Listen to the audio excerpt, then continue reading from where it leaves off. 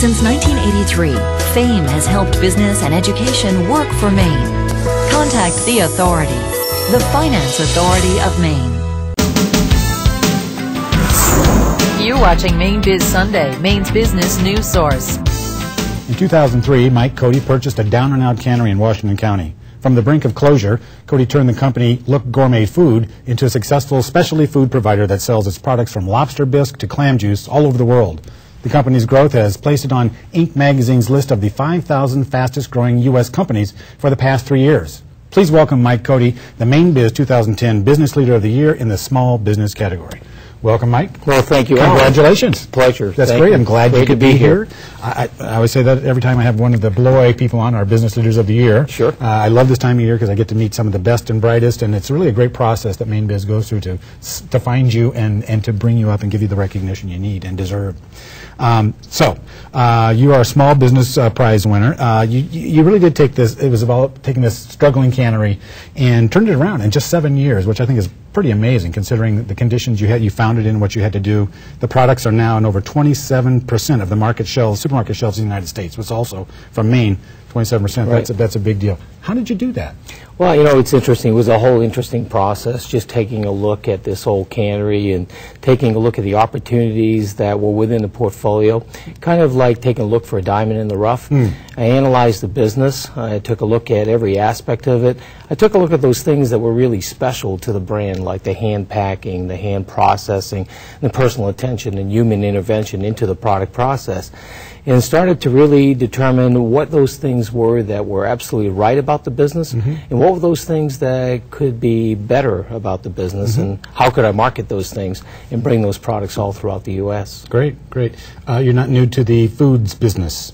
You worked with Pepperidge Farm and Adwella Fresh Samantha Foods. Correct. How did those experiences shape what you were doing in Washington County? Well, I mean, they definitely had an impact on this company.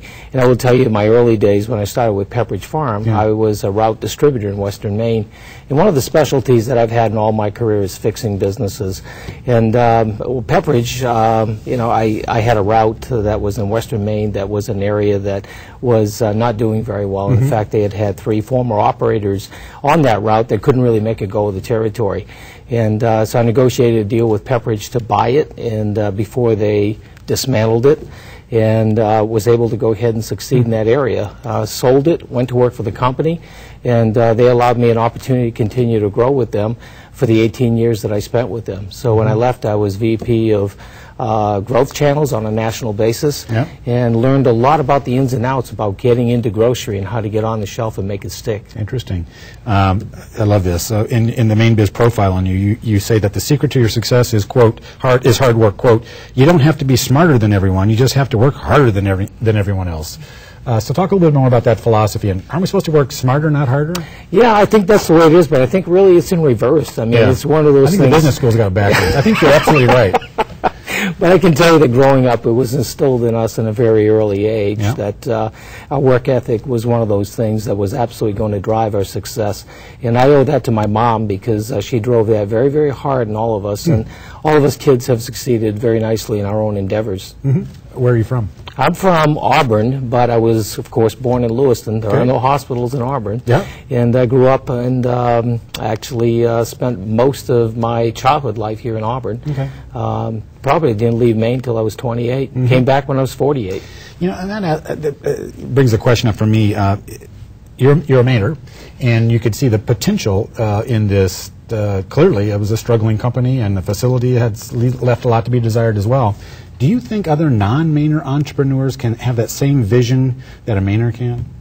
Can I see the opportunities that exist here? Well, it's hard because, I mean, for me, when I saw this brand, I saw the great name like Bar Harbor, a great name like Atlantic. These are brands that have been around for a while. These are brands that really hadn't been developed over time. And for me, it was real easy to take a look at those things that really link Maine to the entire world. And, of course, a name like Bar Harbor really does. And so for me to be able to take and work with a trademark like Bar Harbor, it was a real easy endeavor. I think that in many cases it's really probably advantageous for an individual who has an understanding, a solid understanding of what Maine means. Because the world really is in they're really excited about Maine. And every place I go, I sell Maine. And that's what I find that is most first attracting to any potential company is the fact that first we're from Maine. Right. Talk to me about doing business in Washington County. It's clearly a county that's struggling financially or economically. The fact that you're able to expand there, how's the workforce? Are you getting the workers you need, the quality of workers? What's it like to do business there? Well, it's a difficult thing to do business in Washington County for the reasons you just basically said. It's kind of isolated. Yeah. You know, we suffer with some issues with infrastructure, if you will. It's a long way to the rest of the world from Washington County, Maine. You know, workers, we have found that we have absolutely the best crew of individuals, but we've had to cultivate that over time.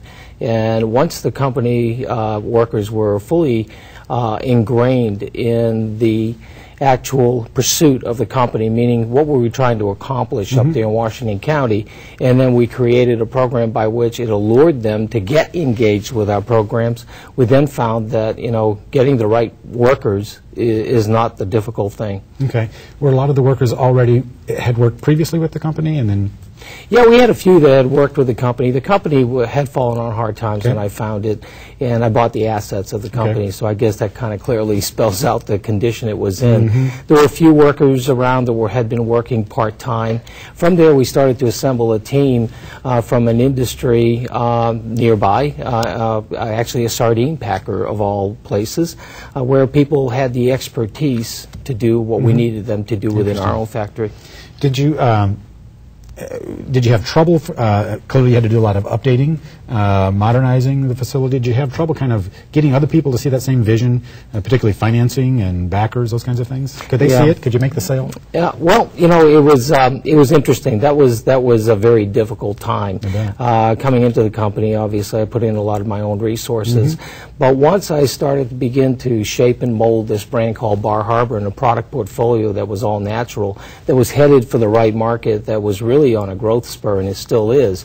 It wasn't that difficult to lure money for me to continue to build the company and to grow the company and put in the infrastructure ourselves in the company that will allow me to produce safe quality food. And I think that's an important story to tell on places like this, so others can hear that as well. If it's the right, it's business, and if it's the right product, if it's the right model, and the bottom line is going to work, you can make the sale. The money, the capital will find itself. Yeah, you've got to have that business plan. Right, exactly. What is next for your company then? What do you see the next? I think, you know, we'll continue to go ahead and bolt on products that make sense. We'll bolt on products that are associated with the products that we now currently have. We'll bolt on products that fit the Bar Harbor brand name. I think there's a tremendous amount of expansion still with the lines that we have. I recently introduced stocks that are doing exceptionally well. It's items like that that we can produce that are premium quality that will provide a solution for the consumer for really good quality food. It sounds fabulous, and congratulations again. You've done a great job, and you certainly deserve this award. Well, thank you very much. And stick around, because we're going to have you, we're going to do an afterthought segment. We're going to talk some more about what it's like to do business there and what you've learned through this whole process. And we appreciate it. Great. Thanks. All right, thank you. Thanks. You can catch more of this discussion in our exclusive afterthought segment seen only on the web. Just go to mainebiz.biz and click on the Mainebiz Sunday link. We'll be right back. Stay tuned. Mainebiz Sunday is brought to you by Bangor Savings Bank, where you can enjoy free ATMs worldwide.